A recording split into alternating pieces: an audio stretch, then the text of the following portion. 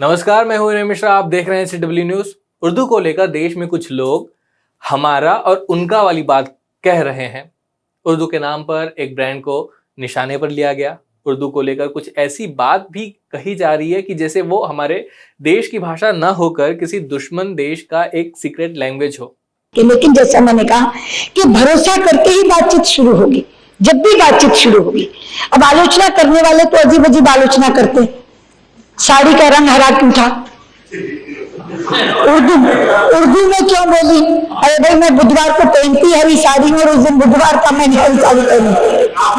हमारे यहाँ से किसी ने नहीं बोला, किसी ने नहीं बोला, किसी ने नहीं बोला। नहीं, अब आप बताइए। स्वागत का इस बात की भी आलोचना हुई कि मैंने ना उर्दू क्यों बोली। अरे मैं उन आलोचना करने वालों को कहना चाहूंगी, अरे उर्दू मेरे मुल्क की भी जुबान है। उर्दू केवल उनकी जुबान नहीं है, उर्दू मेरे मुल्क की भी जुबान है। और अगर मैं बैंकॉक में जाकर विश्व संस्कृत सम्मेलन में संस्कृत में भाषण देती हूँ, तो जब मैं उर्दू में पाक मीडिया से रूबरू होती हूँ तो उनसे मुखातिब होते हुए मैं उर्दू क्यों नहीं बोलूंगी? ये मेरे मुल्क की भी जुबान है, और इसलिए मैंने वहां उर्दू में बात की।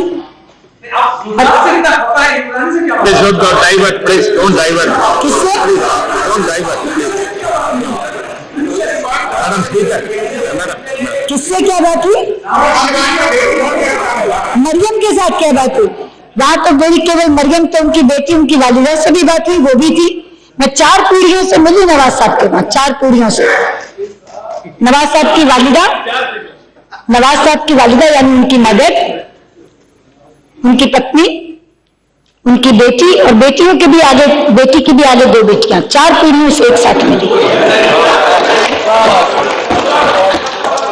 तो फॉरेन पॉलिसी में ये चीजें अहमियत रखती हैं, महत्व रखती हैं। तो इसलिए मैं आपसे ये कहना चाहती हूँ कि एक बहुत अच्छे माहौल में ये बातचीत शुरू हुई है, और भारत और पाकिस्तान के बीच अगर संबंध अच्छे होते हैं तो फिर पूरे क्षेत्र में भी शांति बढ़ने की बात आगे आती है और शांति प्रक्रिया आगे बढ़ेगी। जो लोग उर्दू को हीन भावना मुसलमानों की भाषा के रूप में देखते हैं, उनके सामने मैं बस कुछ तथ्य रखना चाहता हूं। एक रिपोर्ट के अनुसार 1950 में हिंदुस्तान में 415 उर्दू के अखबार निकला करते थे, जो आगे बढ़कर 6000 से ज्यादा हो गए थे।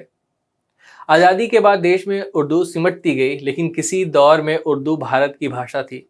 देश के सभी हिस्सों में उर्दू के विद्वान हुआ करते थे।